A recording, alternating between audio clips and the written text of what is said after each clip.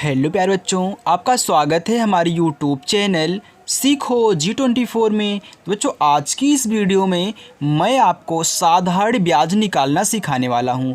देखिए बच्चों, बहुत लोग बताते हैं यहाँ पे आपको साधारण ब्याज, तो आपका जो यहाँ पे यानी कि समय दिया रहता है वह वर्षों में रहता है। लेकिन अगर वर्षों में ना दे करके आपको समय अगर माह में दे दिया जाए तो आप उन्हें कैसे सॉल्व करोगे, इस वीडियो में आपको यही सिखाने वाला हूँ। मैं वर्षों में काम नहीं करने वाला हूँ, थोड़ा सा कठिन यानी कि जब उससे हल्का सा कठिन आ जाए तो हम कैसे साधारण ब्याज लगाएंगे, इस वीडियो में आपको बताने वाला हूँ।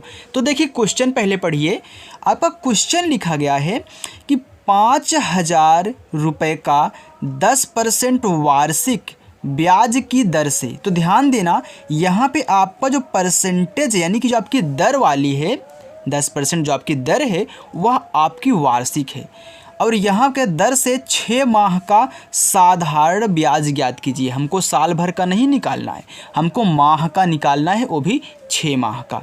ओके, चलिए तो सबसे पहले मैं यहाँ पे लिख लेता हूँ जो जो हमको दिया गया है, क्योंकि जब हम इनको लिख लेते हैं ना तो हमको मालूम रहता है कि हमको क्या पता कहना है, हमको क्या क्या चीज़ें यहाँ पे मालूम है, तो हम खटाखट रखते हुए चले जाते हैं। तो आप जब भी सवाल लगाइएगा पहले उनको लिख लीजिएगा।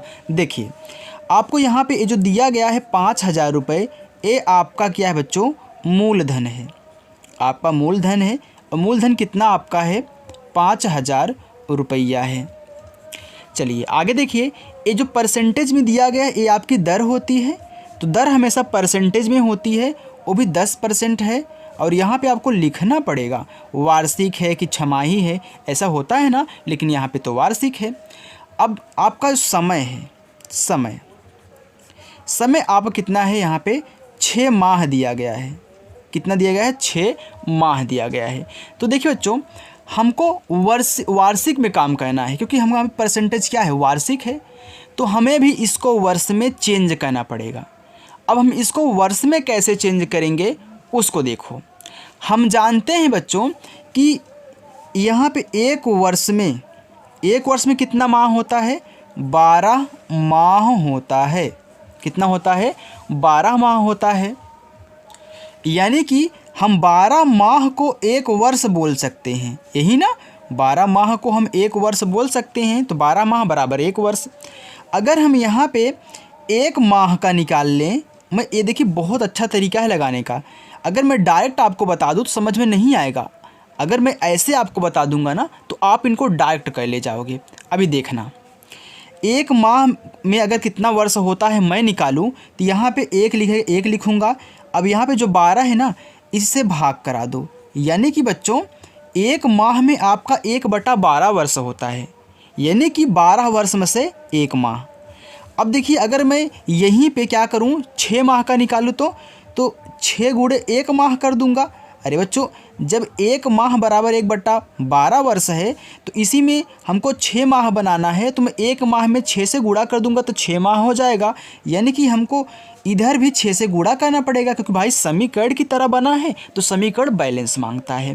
तो इधर भी आपको 6 से गुणा करना पड़ेगा, यानी कि इतना वर्ष आपका होगा। अब देखिए काट लीजिए, तो 6 एकन्नम 6, 6 दूनी 12, यानी कि बच्चों 6 माह में 1/2 वर्ष होता है। यही आपका निकल के आया समय। अब देखिए, आप बोलोगे कि सर ये तो बहुत लिंदी हो जा रहा है, मैं ऐसे कैसे कैलकुलेशन करूँगा। तो मैं आपको एक तरीका बताऊँ, देखिए इसको भी जानते रहिएगा क्योंकि ये बेसिक चीज़ है। तो पहले आप लिखते हो ना कि साधारण ब्याज बराबर आपका फॉर्मूला क्या होता है, मूलधन होता है, मूलधन गुणे दर गुणे समय, और पूरे का बटा क्या होता है, 100 होता है। अब देखिए बच्चों, आपका मूलधन कितना है, 500 है। अभी घबराइएगा मत, मैं आपको बताता हूँ डायरेक्ट। 500 नहीं, सॉरी 5,000 है, 5,000 है। फिर गुणे दर आपकी है 10%, तो यहाँ पे आप 10 लिखोगे, फिर गुणे। अब देखिए, समय की बात आती है तो ध्यान देना, अगर माह में है तो ध्यान देना हमको 12 से भाग करना पड़ेगा। इसको आप डायरेक्ट यहाँ पे 6 लिख दो, और इसके बाद नीचे इसके 12 लिख देना। पहले लिखो 100 और गुणे 12 से भाग कर देना अगर माह में दिया गया है तो। अगर 1/2 करोगे यहाँ पे लिखोगे तब भी आपका आंसर वहीं आएगा, कि देखिए 6 का नम 6, 6 दूनी 12, 1/2 ही हो रहा है ना। अगर माह में दिया रहे तो 12 से आपको भाग कराना ही कराना है। समझ में आया। अगर 4 माह दिया हो तो 4/12, 5 माह 5/12, 6 माह 6/12, कोई भी माह उतना बटा 12 आपको कहना होगा। चलिए अब देखिए हम काट लेंगे, 00 से हमारा 00 कैंसिल हो गया। अब 6 1 नम 6, 6 दूनी 12 हो गया। फिर 2 1 नम 2, 2 5 10 हो गया। हमारा बचा कितना, यहाँ पे आपका 50 बचा है, 50। फिर गुणे यहाँ पे आपका 5 बचा है, बस इसी का गुणा कर लो, आपका ब्याज निकल के आ चुका है। यानी कि 5 × 5 = 25, आपका आगे कितना 250। 250 रुपये आपका क्या है बच्चों, यही ब्याज है, यानी कि साधारण ब्याज है सिर्फ 6 माह का। आ गया समझ में। तो मैं आपके लिए एक क्वेश्चन और लाया हूँ समझाने के लिए, अब उसको हम देखते हैं। यहाँ पे आगे देखो, आपका क्वेश्चन है कि 15,000 रुपये का 12% वार्षिक ब्याज की दर से 3 माह का साधारण ब्याज ज्ञात कीजिए। तो यहाँ पे हमने 3 माह लिया है, तो मैं वही काम करूँगा ना।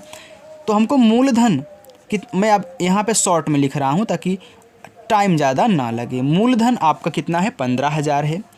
आपकी दर कितनी है, 12% है, वो भी बच्चों क्या है, वार्षिक है।